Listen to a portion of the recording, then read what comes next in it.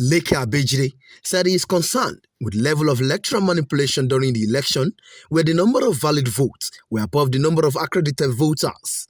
What is the essence of having iREV when it cannot contribute anything, it cannot be relied upon? We were getting different figures, and I feel disturbed.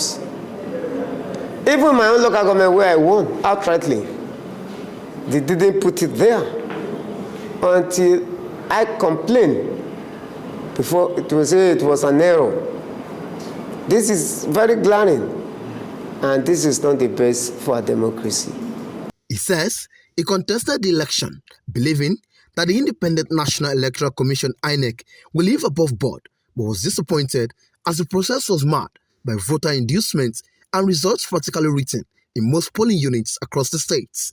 This electronic system has taken us like 20 steps backward. A situation whereby you don't even know what you're going to score. What you score at the polling unit is different from what you'll be seeing.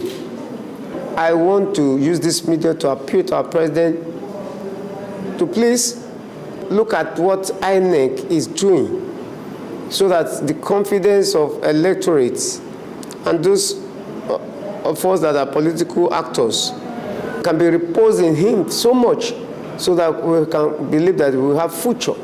He says it is now time for him to focus on the business of governance as a lawmaker and member of the House of Representatives, promising to continue with the empowerment program for the people of his constituency. Is to face the governance of my federal constituency and concentrate, take care of my people as I've been doing. That is the next move. And then be working towards the next election in the next 4 years. Abejide, I have a call on all his supporters across the 21 local government areas of the state to be calm and brace up for further political engagement.